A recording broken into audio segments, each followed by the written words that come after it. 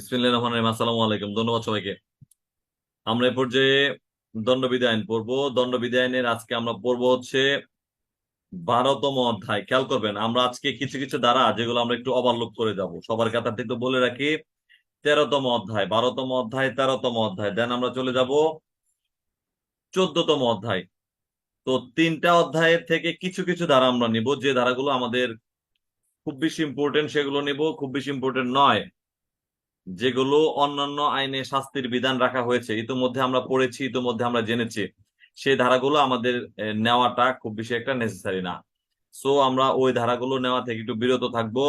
পাশাপাশি যে ধারাগুলো ইম্পর্টেন্ট সেগুলোর প্রতি একটু গুরুত্ব দিব। খেয়াল করবেন সবাই, আমরা ইতিমধ্যে জেনেছি মুদ্রা সম্পর্কিত অপরাধ, মুদ্রা সম্পর্কিত অপরাধ, মুদ্রা সম্পর্কিত অপরাধের বিষয়ে বিশেষ ক্ষমতা আইন ইতিমধ্যে আমরা পড়েছি।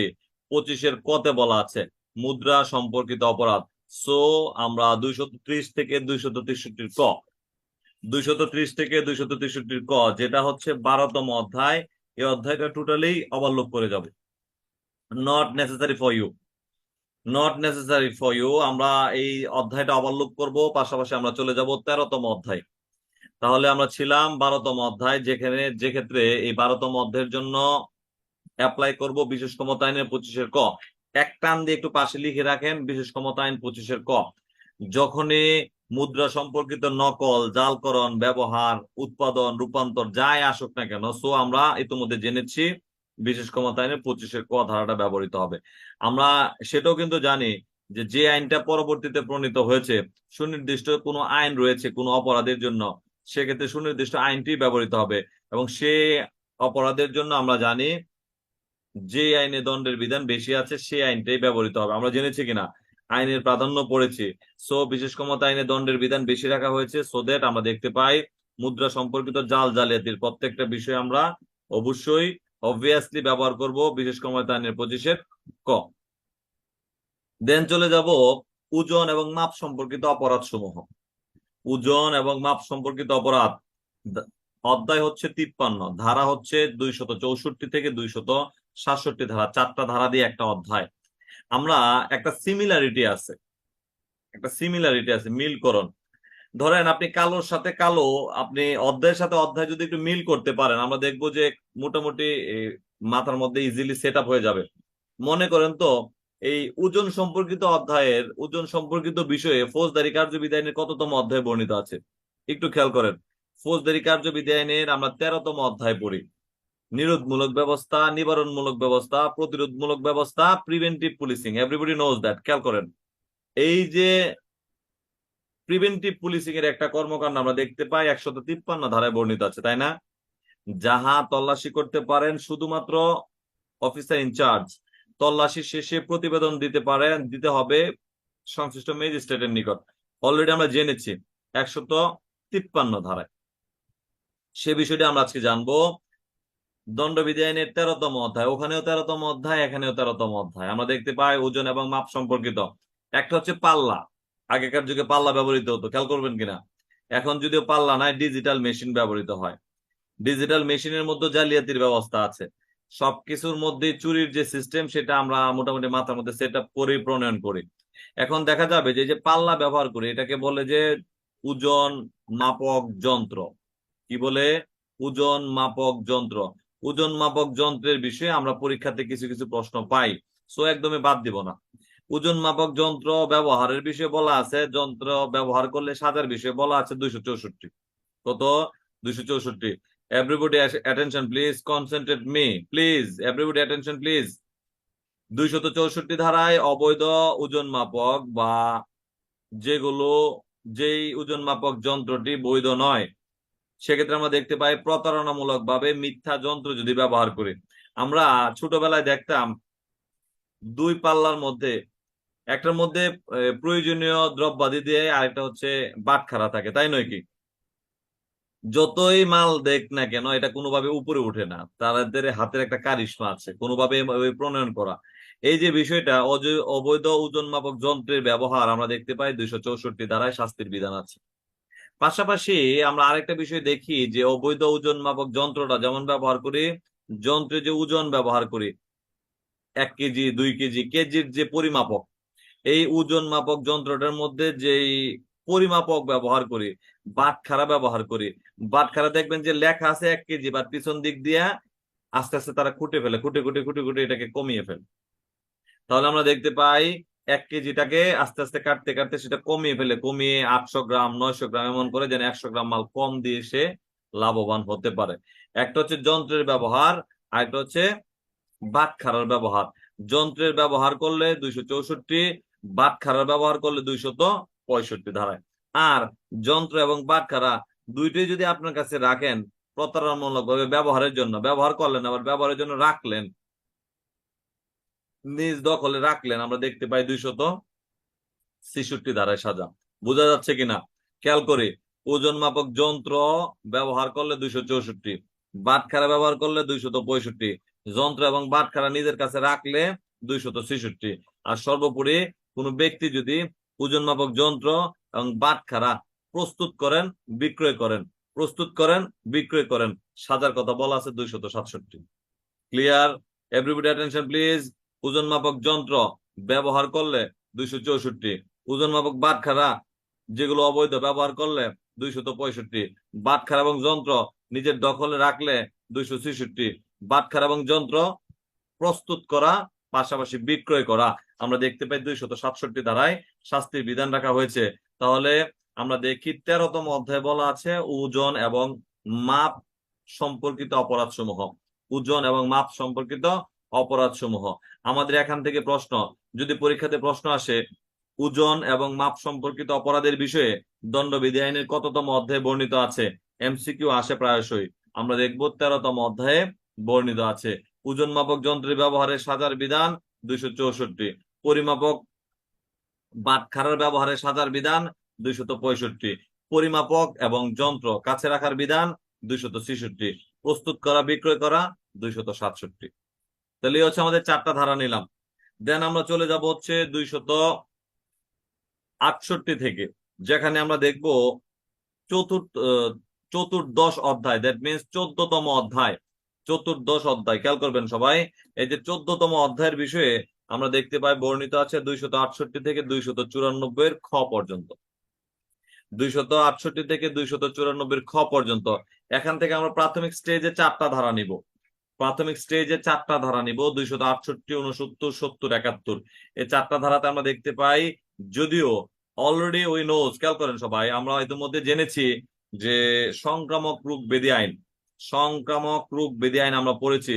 সংক্রামক রোগ ব্যাধি আইনে আমরা সংক্রামক রোগ ব্যাধি যেগুলো ছড়ানোর যে সাজা, পাশাপাশি বিদ্বেষাত্মক ভাবে ইচ্ছাকৃত ভাবে ছড়ানোর সাজা অলরেডি পড়েছে। বাট আমরা দণ্ডবিধিতেও দেখতে পাই সাজার বিধান আছে। যদিও যদিও সংক্রামক রোগ ব্যাধি আইন, সংক্রামক রোগ ব্যাধি আইনে সাজার বিধান রয়েছে, তথাপিও আমরা দেখতাম যখন যখন করোনার প্রাদুর্ভাব খুব বেশি, করোনার প্রাদুর্ভাব খুব বেশি, তখন ডিএমপিতে 279 ধারার বিধান অনুযায়ী দণ্ডের ব্যবস্থা করেছিল। আপনারা জানেন কিনা? অ্যাপ্লাই করেছিল 279 ধারার বিধান। সো আমরা 279 ধারাটা একটু ক্লিয়ারলি জানার চেষ্টা করব।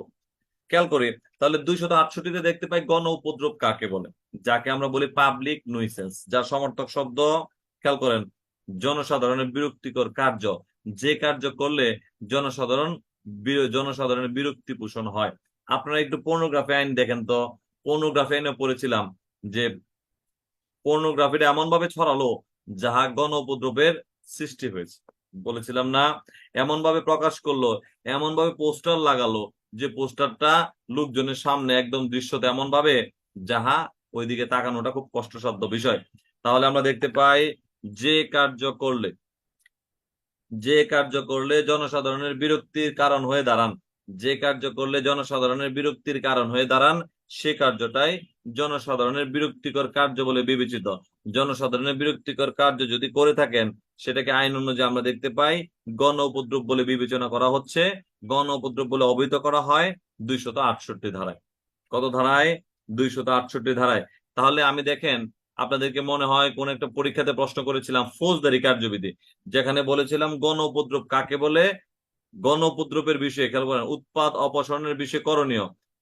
একটা প্রশ্ন করছি দণ্ডবিধি থেকে, আর একটা প্রশ্ন করছি ফৌজদারি থেকে। আপনারা আমি যেখান থেকে প্রশ্ন করি না কেন, আগে বুঝতে হবে যে কোন শব্দটা, কোন অপরাধটা কোথায় বর্ণিত আছে। ক্লিয়ার? তাহলে আমরা দেখতে পেয়েছি কি গণ উপদ্রব কাকে বলে 268 ধারায় সংজ্ঞা। দেন আমরা দেখতে পাই গণ উপদ্রব কি কিভাবে করা যায়। দেখেন, আপনি জনসাধারণের আপনি জনসাধারণের আপনি জনসাধারণের পক্ষে মারাত্মক রোগে সংক্রমণের বিস্তার। অনেক ক্ষেত্রে আমরা জানি কিনা, পরীক্ষাতে আগে প্রশ্ন আসতো যে পুকুরের মধ্যে আপনি ডায়রিয়া রোগীর বিভিন্ন ধরনের মলমূত্র পরিষ্কার করলেন, সেই মলমূত্র যে পরিষ্কার করেছেন অবহেলাপূর্ণ কাজের জন্য দেখা যায় যে এই সংক্রমণটা ঘটার সম্ভাবনা আছে। আপনি জেনে শুনে মারাত্মক রোগের সংক্রমণ ঘটান অবহেলামূলক ভাবে 269, মারাত্মক রোগের সংক্রমণ ঘটান ইচ্ছাকৃতভাবে 270। যদিও ওই কলেরা রোগীর কথা বলছে 269, আপনি তার বিভিন্ন প্রকার মলমূত্র যদি ত্যাগ করার, মলমূত্র যদি পরিষ্কার করেন পুকুরের মধ্যে, অন্যান্য লোকজন গোসল করলে এই রোগটা তাদের মধ্যে সংক্রমিত হবে। আপনি জেনে শুনে অবহেলাপূর্ণ কাজের জন্য যে কাজটা, যে রোগটা সংক্রমণ করলেন, সাজার বিধান আছে 269 ধারায়। তাহলে মারাত্মক রোগে সংক্রমণ বিস্তার অবহেলামূলক ভাবে সাজা 269, মারাত্মক রোগে সংক্রমণ বিস্তার বিদ্বেষাত্মক ভাবে, ইচ্ছাকৃত ভাবে, হিংসাত্মক ভাবে, যে আমার হয়েছে ওর হবে না কেন, আমার হয়েছে ওর হবে না কেন। আমরা কিন্তু এমন টেন্ডেন্সি ছিল যে আমার যেহেতু করোনা হয়েছে ওর হবে না কেন, তার সাথে হ্যান্ডশেক করছে, তারা জুড়ে জড়াই ধরছে, বেটা তরে সরাই দিব, এরকম করছে অনেকে। যদিও যেটা হাস্যরসের মধ্যে করা, বাট বিদ্বেষাত্মক ভাবে যদি করে থাকি, মনের মধ্যে গিল্টি থাকে, আমি জানি আমি অপরাধী, আমি রোগী, তথাপিও গিয়ে সেই কাজটা করলাম, আমরা দেখতে পাই সাজার বিধান আছে 270 ধারায়। সো একটু পিছনে যান, যা আমরা পরিচিত মধ্যে মাথা থেকে হারিয়ে ফেললে হবে না। যেখানে আমরা অবৈধ ওজন মাপক যন্ত্র 200 200 পরিচিত কত ধারায়? 64 ধারায় অবৈধ ওজন মাপক যন্ত্র। পাশাপাশি বাটখারা 265, কাছে রাখলে 266, প্রস্তুত 267। এখন আমরা পড়লাম কি, যেখানে জনসাধারণের বিরক্তিকর কার্য কাকে বলে 268। যদি ইচ্ছাকৃত ভাবে আপনি অবহেলাপূর্ণ একটা কাজ আছে, আর একটা হচ্ছে ইচ্ছাকৃত কাজ আছে। অবহেলাপূর্ণ ভাবে রোগের সংক্রমণ ঘটান 269, ইচ্ছাকৃত ভাবে বিদ্বেষপ্রসূত রোগের সংক্রমণ ঘটান 270, আর কোয়ারেন্টাইনের আদেশ অমান্য করেন 271। কোয়ারেন্টাইনের আদেশ অমান্য করলে 271। এই হচ্ছে আমাদের 4টা ধারা। দেন আমরা দেখেন 272 বিক্রয়ের জন্য খাদ্য পানীয় ভেজাল মিশ্রণ, অস্বাস্থ্যকর পানীয় ভেজাল মিশ্রণ, মিশ্রিত ঔষধে ভেজাল মিশ্রণ, জলবায়ু দূষণ, বায়ুমণ্ডলকে ক্ষতির পক্ষ করা, এগুলো খুব বেশি একটা না। তথাপি একটু জেনে রাখেন 272 থেকে 277, 272 থেকে 276, এগুলো আমরা চলে যাব কোথায়? বিশেষ ক্ষমতা আইনের 25-এর গ, বিশেষ ক্ষমতা আইনের 25-এর গ।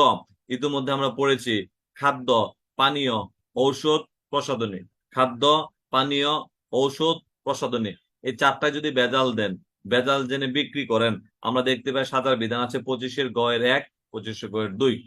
সো আমরা এই ধারাগুলো একটু বিশেষ ক্ষমতা আইনের দিকে অ্যাপ্লাই করব।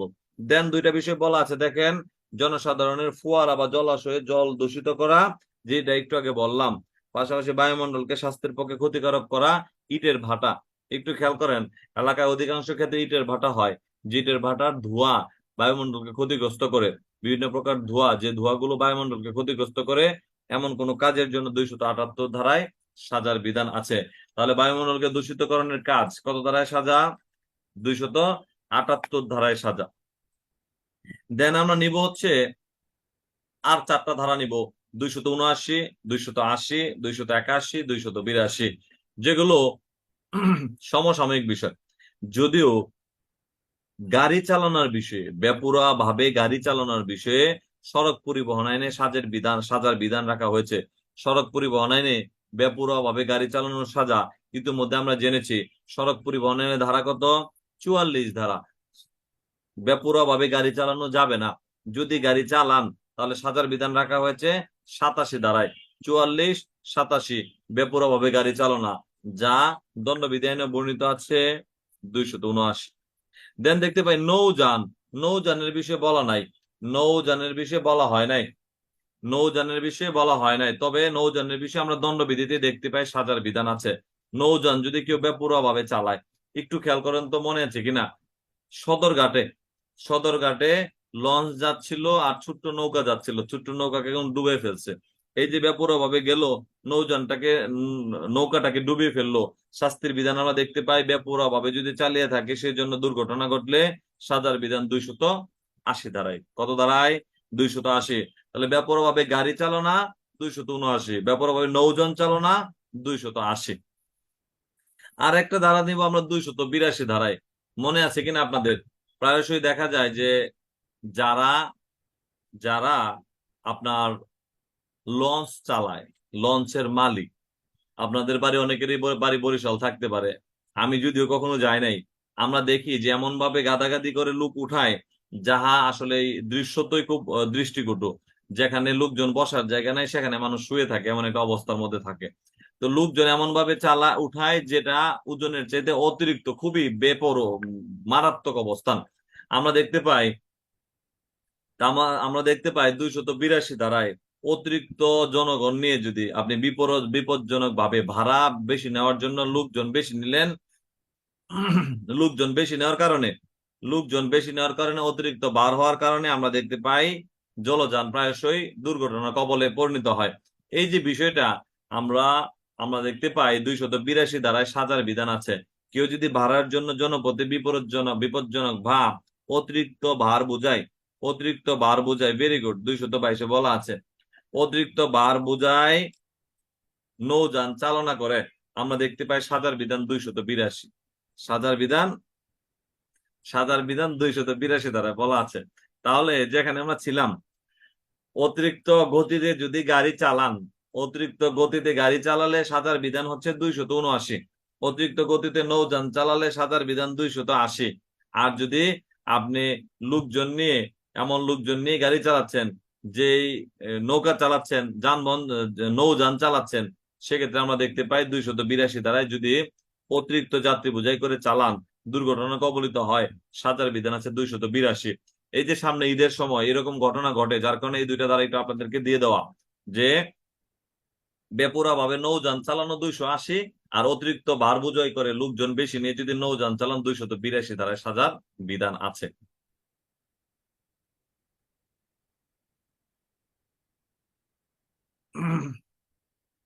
তাহলে যেখানে ছিলাম আমরা, 279-তে হচ্ছে দ্রুত গতিতে গাড়ি চালানা, 280-তে হচ্ছে দ্রুত গতিতে নৌযান চালানা, 282-তে হচ্ছে অতিরিক্ত ভার বোঝাই করে নৌযান চালনা। আর অতিরিক্ত ভার বোঝাই করে যানবাহন চালনা কত ধারায় পাইছি আমরা? মনে আছে নাকি? সড়ক পরিবহন আইনের 43-86। আর কিছু মনে থাকুক না থাকুক, এই ধারাটা তো মনে থাকার কথা, 43-2-86। আপনারা মনে রাখেন, অতিরিক্ত ভার বোঝাই করে, অতিরিক্ত ভার বোঝাই করে যদি নৌযান চালনা করা হয়, তাহলে আমরা দেখতে পেলাম 282 ধারায় সাজা। আর অতিরিক্ত ভার বোঝাই করে যদি সড়ক পরিবহন আইন অনুযায়ী মোটরযান চালনা করা হয়, তাহলে সাজার বিধান আছে 43-86 ধারায়। তাহলে আমরা দুইটা বিষয় জানলাম এট এ টাইম। দ্রুত গতিতে গাড়ি চালনা, দ্রুত গতিতে গাড়ি চালনা 279 দণ্ডবিধি, আর দ্রুত গতিতে নৌযান চালনা 280, আর অতিরিক্ত ভার বোঝাই করে নৌযান চালনা 282 ধারায় সাজা। তাহলে আমরা যেখানে ছিলাম গণ উপদ্রবের বিষয়ে, গণ উপদ্রব কাকে বলে ইতিমধ্যে জেনেছি, যা আমরা পড়েছি হচ্ছে 268, ইচ্ছাকৃত ভাবে আর অবহেলাপূর্ণ ভাবে। প্রথমে আমরা জেনেছি অবহেলাপূর্ণ ভাবে কেউ যদি রোগের সংক্রমণ ঘটায় 269, আর ইচ্ছাকৃত ভাবে যদি ঘটায়, ইচ্ছাকৃত বিদ্বেষপূর্ণ ভাবে 270, আর 71 আমরা জানলাম কোয়ারেন্টাইনের আদেশ অমান্য। এখন জানলাম দ্রুত গতিতে গাড়ি চালনা, দ্রুত গতিতে নৌযান চালনা 280, আর হচ্ছে অতিরিক্ত ভার বোঝাই করে নৌযান চালনা 282। দেন আমরা দেখি 283 থেকে 287, এই ধারাগুলো খুব বেশি একটা নেসেসারি না, আমরা ওইদিকে খুব বেশি একটা যাই না, আমাদের এতটা প্রয়োজন পড়ে না, শুধু একটু জেনে রাখেন। পাশাপাশি 288, 289, 290, 291, এই চারটা ধারা আমাদের এই অংশ থেকে আরেকটু গুরুত্বপূর্ণ। আমরা দেখতে পাই দালান ভাঙিবার কাজে অবহেলাপূর্ণ আচরণ। অনেকেই দালান ভাঙে, নিজের দালান 2 তালা আছে ভেঙে সেটা 10 তালা করবে, অথবা বিল্ডিং নির্মাণ করতেছে, কিন্তু যথাযথভাবে সেফটি সিকিউরিটি মেনটেন করতেছে না। যথাযথভাবে সেফটি সিকিউরিটি যদি মেনটেন না করে, আমরা দেখতে পাই সাজার বিধান আছে 288 ধারা। এটা একটা ইম্পর্টেন্ট এবং কাজে লাগে আমাদের জেলার ক্ষেত্রে, কিন্তু এটা আর মেট্রোর ক্ষেত্রে ভিন্ন ভিন্ন ধারা রয়েছে মেট্রো অর্ডিন্যান্স অনুযায়ী। তাহলে দালান ভাঙিমার কাজে অথবা মেরামত করার কাজে অবহেলাপূর্ণ আচরণ সাজা কত ধারায়? 288 ধারায় সাজার বিধান বিধান রাখা হয়েছে। তাহলে দালান ভাঙিমার কাজে অবহেলাপূর্ণ আচরণ সাজা কত? 288। পশু সম্পর্কে অবহেলাপূর্ণ আচরণ, অনেক ক্ষেত্রে এরকম বিষয় আছে যে যদি কোনো ব্যক্তি তার দখলভুক্ত কোনো পশু সম্পর্কে এমন কোনো ব্যবস্থা গ্রহণ করা থেকে বিরত থাকেন যাহা যাহা জীবনের প্রতি সম্ভাব্য বিপদের নিশ্চয়তা বিধান করার জন্য পর্যাপ্ত। খেয়াল করেন, আমরা কিন্তু অনেকেই জানি, ইতিমধ্যে পড়েছি যে একটা উদাহরণের মধ্যে পড়েছিলাম যে জনৈক ব্যক্তির কুকুর, যা যা কুকুরটা ইতিমধ্যে 3-4 জনকে কামড়িয়েছেন। আমি জানি যে কুকুরটা কামড়ায়, তথাপিও সেটাকে আমরা যথাযথভাবে ব্যবস্থা গ্রহণ করি না। যদি না করি, আমার কার্যটা ইচ্ছারূপে প্রাসঙ্গিক হবে। কত ধারণা যে পড়েছিলাম আমরা? Very good. সাক্ষ্য আইনের 14 ধারণা যে পড়েছিলাম, সাক্ষ্য আইনের 14 ধারণা যে পড়েছিলাম, তেমনি আমরা দেখতে পাই এই পশু সম্পর্কে কেউ যদি অবহেলাপূর্ণ আচরণ করে, তার পশুটাকে সে যথাযথভাবে সেফ এন্ড সিকিউরিটি ভাবে রাখার কথা যদি জনসাধারণের বিরক্তির কারণ হয়ে দাঁড়ায়, সেটাকে সে কিভাবে প্রিভেন্ট করবে, প্রতিরোধ করবে, সেটা তার দায়িত্ব। যদি সেটা সে না করে, সাজার বিধান আছে 289 ধারায়। তাহলে দালান ভাঙিবার কাজে অবহেলাপূর্ণ আচরণ 288। দালান ভাঙিবার কাজে অবহেলাপূর্ণ আচরণ 288। পশু সম্পর্কে অবহেলাপূর্ণ আচরণ 289। পাশাপাশি আমরা দেখব, যা প্রথমে বলেছিলাম, গণ উপদ্রবের সাজা 290 না। যেই গণ উপদ্রবের সাজা দণ্ডবিধিতে বর্ণিত নাই, সেই গণ উপদ্রবের সাজার কথা বলা আছে, সেই গণ উপদ্রবের সাজার কথা বলা আছে 290 ধারায়। তাহলে এটা হচ্ছে বিশেষ বিধান, গণ উপদ্রবের বিশেষ বিধান 290 ধারায়। পাশাপাশি 291 ধারা আমরা দেখতে পাই এই গণ উপদ্রব আপনি করতেছেন, আপনাকে নিষেধ দিছে, নিষেধ দেওয়া সত্ত্বেও আবারও করতেছেন, বারবার চালিয়ে যাচ্ছেন, যদি চালিয়ে যান, সাজার বিধান রাখা হয়েছে 291 ধারায়। তাহলে যে গণ উপদ্রবের সাজার বিধান নাই, সেই গণ উপদ্রবের সাজা কোন বিধান অনুযায়ী দিবেন? 290 ধারায়। এই ক্ষেত্রে আমরা দুইটা ধারা পড়েছি, অস্ত্র আইনের 23 ধারা পড়েছি, মাদক দ্রব্য আইনের 42-1 পড়েছি। ভুলে গেছি কিনা আমরা? মাদক দ্রব্য আইনের 42-1, মাদক দ্রব্যের অপরাধ, যে অপরাধে সুনির্দিষ্ট সাজার বিধান নাই, সে অপরাধের দণ্ড হবে কোন ধারায়? 42-1 ধারায়। আর অস্ত্র আইনে যে অপরাধের সাজার বিধান নাই, সে অপরাধের দণ্ড হবে কত ধারায়? 23 ধারায়। তাহলে আমরা কি দেখতে পেলাম? 290 গণউপদ্রব, যে গণউপদ্রবের সাজার বিধান নাই, সে গণউপদ্রবের সাজা হচ্ছে 290। পাশাপাশি নিষেধাজ্ঞার পরেও যদি গণউপদ্রব চালিয়ে যান, আপনাকে বলছে যে আপনারা এই পুকুরে গোসল করবেন না, অথবা এই পুকুরে যারা যারা সংক্রমণ রোগে আক্রান্ত হয়েছেন তারা গোসল করবেন না, তথাপিও করতেছেন, উপায় নাই। আমরা দেখতে পাই সাজার বিধান আছে, নিষেধাজ্ঞা সত্ত্বেও চালিয়ে যাওয়া 291 ধারায় সাজার বিধান। তাহলে এখান থেকে আমরা কয়টা ধারা নিলাম? 4টা ধারা নিলাম। দালান ভাঙিবার কাজে অবহেলাপূর্ণ আচরণ 288, পশু সম্পর্কে অবহেলাপূর্ণ আচরণ 289, যে কোনো উপদ্রবের সাজার বিধান নাই, সে উপদ্রব 290, নিষেধাজ্ঞার পরে উপদ্রব চালিয়ে যাওয়া 291। আর একটু আমরা সামনে আগাবো। অশ্লীল পুস্তক বিক্রয়, অশ্লীল পুস্তক বিক্রয়। একটা হচ্ছে অশ্লীল পুস্তক বিক্রয় করবেন প্রাপ্তবয়স্কের কাছে, একটা হচ্ছে অশ্লীল পুস্তক বিক্রয় করবেন শিশুর কাছে। এক্ষেত্রে আমাদের পরীক্ষাতে প্রশ্ন আসছিল, অশ্লীল পুস্তক বিক্রয় শিশুর কাছে যদি বলা হয়ে থাকে, তাহলে কত বছরের শিশুর কাছে বলা হয়েছে? আমরা দেখতে পাই 20 বছর। খেয়াল করবেন, 20 বছর। এমসিকিউ আসতে পারে, দণ্ডবিধি আইন অনুযায়ী কত বছরের কম বয়স্ক শিশুর নিকট অশ্লীল পুস্তক বিক্রি করলে সাজার বিধান রয়েছে? 16 বছর, 18 বছর, 20 বছর, 21 বছর। কত বছর হবে? 20 বছরের কম। 20 বছরের কম, 20 বছর পর্যন্ত শিশুর নিকট যদি আপনি অশ্লীল বই পুস্তক বিক্রি করেন, আমরা দেখতে পাই 293 ধারায় সাজার বিধান আছে।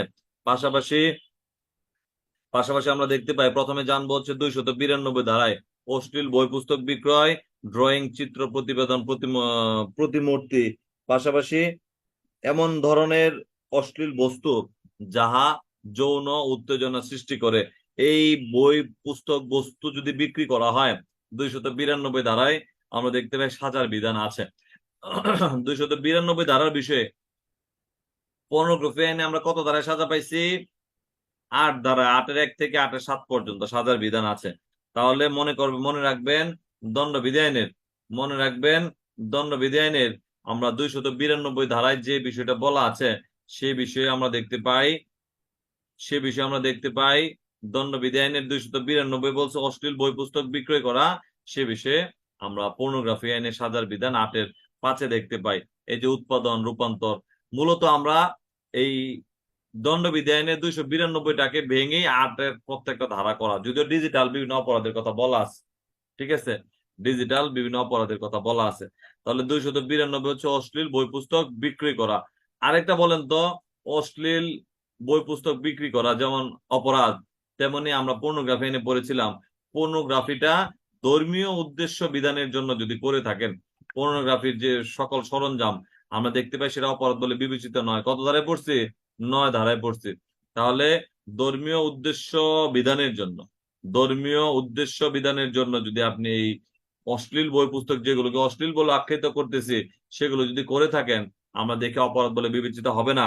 এক্ষেত্রে 292 ব্যতিক্রমে বলা আছে।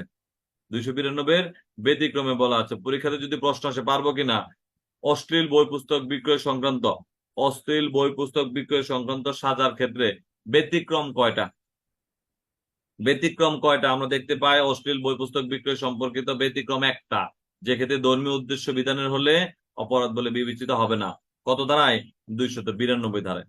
তাহলে আমরা এইভাবে মনে রাখবো, অশ্লীল বই পুস্তক বিক্রয় প্রাপ্ত বয়স্কের কাছে অথবা অশ্লীল বই পুস্তক বিক্রয় করা অপরাধ বলে বিবেচিত, শাস্তির বিধান 292। যদি সেটা শিশুর কাছে বিক্রি করা হয় সাজা হবে 293। শিশুর ক্ষেত্রে বয়সের কথা, বাধ্যবাধকতা কত বলা আছে? শিশুর ক্ষেত্রে বয়সের বাধ্যবাধকতা আমরা দেখতে পাই 20 বছর। 20 বছর কম বয়স্ক কত ধারায় বলছে? 293 ধারায় বলছে শিশুর ক্ষেত্রে। দেন আমরা দেখতে পাই অশ্লীল অশ্লীল অশ্লীল কাজ বা গান। ডিজে পার্টি হয় না? আপনি যে রুমে ঘুমিয়ে আছেন পাশে ডিজে পার্টি হলো, আপনার তো ঘুমার কোনো সুযোগই নাই। মোটামুটি আপনাকেও নাচ গান করার মতো অবস্থাটা ক্রিয়েট করবে, কারণ এমন জোরে জোরে সাউন্ড, এমন জোরে জোরে গান বাজনা যেগুলো আপনার ঘুমানোর কোনো সুযোগ নাই। আইনত আমরা দেখতে পাই এই অশ্লীল গান বাজনা করা, যাহা আমরা দেখি 294 ধারা অনুযায়ী সাজার বিধান রাখা হয়েছে দণ্ডবিধি আইনে। তাহলে অশ্লীল বই পুস্তক বিক্রয় 292, অল্প বয়স্ক ব্যক্তির নিকট বিক্রয় 293, অশ্লীল কাজ বা গান বাজনা 294, অশ্লীল কাজ বা গান বাজনা 294 ধারা সাজার বিধান। লটারি অফিস শাখা 294 ক, লটারি অফিস শাখা 294 ক। আর ডেস্টিনির কথা নাম শুনছেন নাকি আপনারা? না ভুলে গেছি আমরা ডেস্টিনির কথা। এরকম যতগুলো বাণিজ্যিক ইত্যাদির বিষয়ে পুরস্কার প্রদানের প্রস্তাব, আপনি যদি 2টা মাল বিক্রি করেন একটা মাল পুরস্কার পাবেন, 2জনকে যদি বিক্রি করে দিতে পারেন একজনের মাল ফ্রি পাবেন। এই যে বিষয়গুলো আমরা দেখতে পাই ডেস্টিনির উদ্ভব সাজার বিধান 294 খ ধারায়। 294 খ ধারায়। তাহলে আমরা এই অংশ থেকে কতটুকু নিলাম? অশ্লীল বই পুস্তক বিক্রয় করা 292, তবে ধর্মীয় উদ্দেশ্য বিধানের হলে ব্যতিক্রম অনুযায়ী সাজা হবে না। 292 ব্যতিক্রম, এটা পরীক্ষাতে আসছিল। অল্প বয়স্ক ব্যক্তি কত বছর বয়স্ক? 20 বছর বয়স্ক ব্যক্তির নিকট যদি বিক্রি করেন সাজার বিধান বেশি 293। অশ্লীল গান বাজনা করলে 294, লটারি অফিস রাখলে 294 ক। আর যদি বাণিজ্যের মাধ্যমে পুরস্কার প্রদানের প্রস্তাব করেন সেটা একটা অপরাধ বলে বিবেচিত হবে 294 খ ধারা অনুযায়ী। তাহলে এতক্ষণ আমরা কি পড়লাম?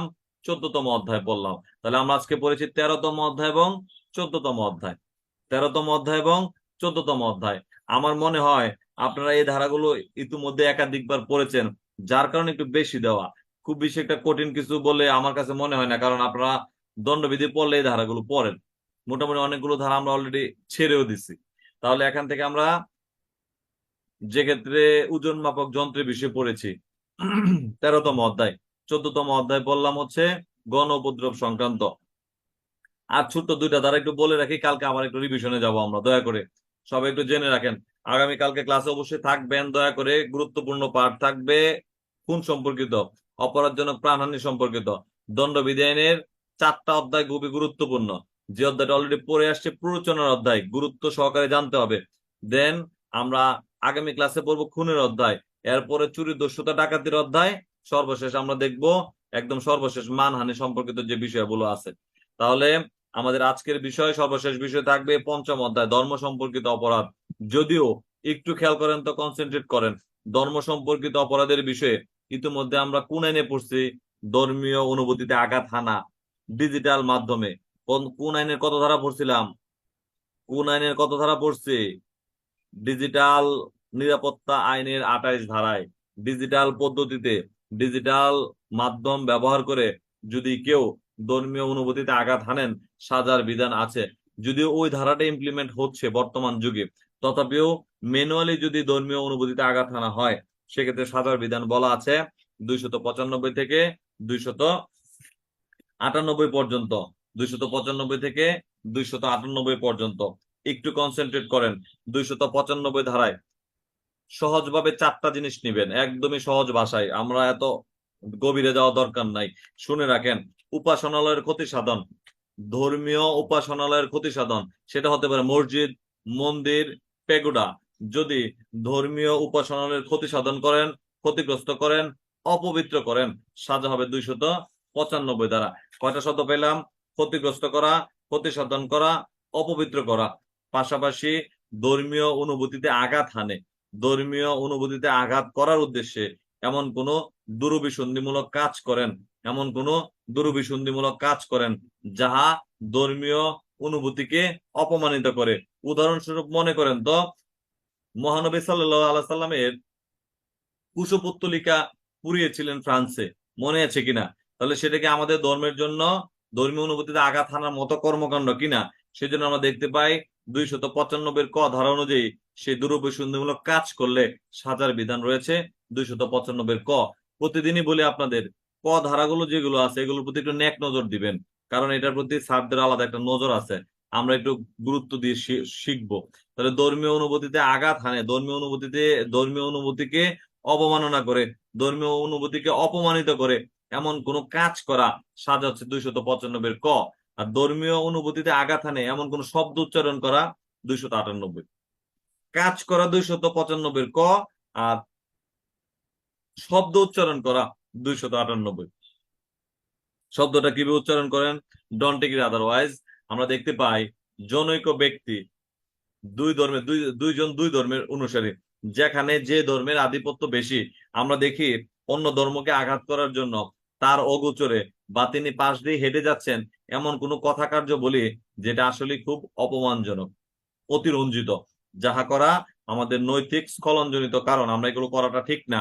যদি করে থাকি, আমরা দেখতে পাই তিনি শুনলেন যে জনৈক ব্যক্তি যাচ্ছেন, তাকে যাওয়ার প্রাক্কালে আমরা এমন কোনো কথা কথা বললাম যে কথাটা তিনি শুনে যদি তিনি প্রোটেক্ট করতে পারবেন না, তথাপিও তার মনের মধ্যে খারাপ লাগবে, কষ্ট লাগবে যে আমার ধর্ম নিয়ে সেইভাবে অবমাননা করছে। তাহলে আমরা দেখতে পাই যদি কথা বলেন 298, কাজ করেন 295 ক। কথা বলেন 298, যিনি যিনি শুনতে পান, শ্রুতিগোচর হন, দেখেন একটা শব্দ আছে, কোন ব্যক্তির শ্রুতিগোচর হয় তাকে শুনিয়ে শুনিয়ে এমন কোন কথা বলা 298 ধারায়।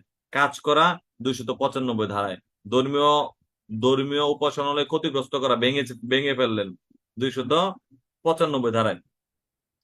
আর ধর্মীয় যে স্থান আছে সে স্থানে গিয়ে আপনি নোংরামি করলেন 295 ধারা, অপবিত্র করলেন। তাহলে ধর্মীয় স্থান অপবিত্র করা, ক্ষতিগ্রস্ত করা 295। ধর্মীয় অনুভূতিতে আঘাত করার উদ্দেশ্যে দুরভিসন্ধিমূলক কাজ 295 ক। ধর্মীয় অনুভূতিতে আঘাত করার উদ্দেশ্যে দুরভিসন্ধিমূলক ভাবে শব্দ উচ্চারণ করা 298 ধারা। আর দুইটা ধারা আমাদের যেখানে মাঝে রয়েছে 296, 297। ধর্মীয় সমাবেশে গোলাযোগ সৃষ্টি, অনেক ক্ষেত্রে আমরা মাহফিলে যাই, গিয়ে ওখানে একটা গোলাযোগ সৃষ্টি করি, মাহফিলে গন্ডগোল সৃষ্টি করি, মাহফিলটা বন্ধ হয়ে যায়। ধর্মীয় সমাবেশে যদি গোলাযোগ সৃষ্টি করেন, আমরা দেখতে পাই সাজার বিধান আছে 296 ধারায়। কত ধারায়? 296। পাশাপাশি সমাবেশ স্থলে অনধিকার প্রবেশ, যেখানে কবর রয়েছে সেখানে ভিন্ন ধর্মের লোকজন যাওয়া নিষিদ্ধ, যেখানে তাদের কোনো সমাধিস্থল রয়েছে অন্য কোনো ধর্মের, সেখানে মুসলমানগণ যাওয়া নিষিদ্ধ, অর্থাৎ অনধিকার প্রবেশ করতে পারবে না। অনুমতি নিয়ে সেটা ভিন্ন জিনিস, বাট অনুমতি ব্যতীত সেখানে প্রবেশ করতে পারবেন না। আমরা দেখতে পাই সমাধিস্থলে অনধিকার প্রবেশ 297 ধারায়। তাহলে এই পার্ট থেকে 15তম অধ্যায় থেকে 5টা ধারা, 15তম অধ্যায়ের 5টা ধারার মধ্যে আমরা যে একটু সহজভাবে জানি, ধর্মীয় উপাসনালয়ের ক্ষতি সাধন বা অপবিত্র করা 295, ধর্মীয় অনুভূতিতে আঘাত হানে এমন কোন কার্য করা 295 ক, ধর্মীয় অনুভূতিতে আঘাত হানে এমন কোন কথা বলা 298 ধারায়, ধর্মীয় যে সমাবেশ রয়েছে, ধর্মীয় সমাবেশে গোলযোগ সৃষ্টি করা 296 ধারায়, আর অনধিকার ভাবে যদি ধর্মীয় সমাধিস্থলে প্রবেশ করেন 297 ধারায় সাজার বিধান রয়েছে। অনেক কষ্ট দিছে আপনাদেরকে, আমি বুঝতেছি আপনারা অনেকেই একটু বিরক্ত হচ্ছেন, তথাপিও দয়া করে যে ধারাগুলো আপনাদের জন্য ইম্পর্টেন্ট সেই ধারাগুলো দিয়ে দিলাম, যেন আপনারা নিরিবিলিতে একটু পড়তে পারেন। সারাদিন যদি পড়েন, আগামী 2 দিন বন্ধ রাখবো আপনাদের, অর্থাৎ বৃহস্পতি শুক্র 2 দিন আপনাদেরকে স্পেশালি দণ্ডবিধির উপরে আলাদা টাস্ক দিব, আমি দণ্ডবিধি থেকে আলাদা প্রশ্ন করে দিব যেন আপনারা পরীক্ষা দিতে পারেন। এই জন্য একটু দয়া করে ভালো করে লিখবেন বেশি, শুনবেন বেশি। যাচ্ছিলাম আমরা, যেখানে এতক্ষণ পড়ছি একটু রিভিশন দিয়ে আমরা শেষ করে দিব।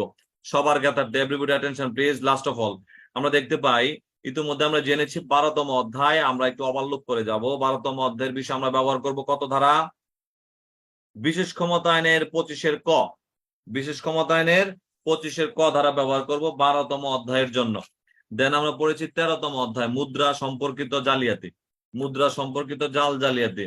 যদি অবৈধ ওজন মাপক যন্ত্র ব্যবহার করেন 264, অবৈধ ওজন মাপক বাটখারা ব্যবহার করেন 265, অবৈধ ওজন মাপক যন্ত্র এবং বাটখারা কাছে রাখেন 266, প্রস্তুত করেন বিক্রয় করেন 267।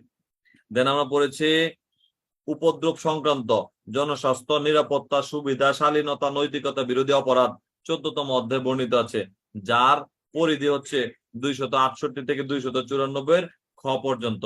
যেখানে আমরা গণ উপদ্রব পেয়েছি, যেই কার্য জনসাধারণের বিরক্তির কারণ হয়ে দাঁড়ায় সেই কার্যের মধ্যে আমরা দেখতে পাই গণ উপদ্রব বলে বিবেচনা করা হয়, পাবলিক নিউসেন্স বলে বিবেচনা করা হয় 268 ধারায়। যেই কার্যের মাধ্যমে মারাত্মক রোগের সংক্রমণ ঘটে সেটা যদি অবহেলাপূর্ণ ভাবে করেন 269 ধারায় সাজা।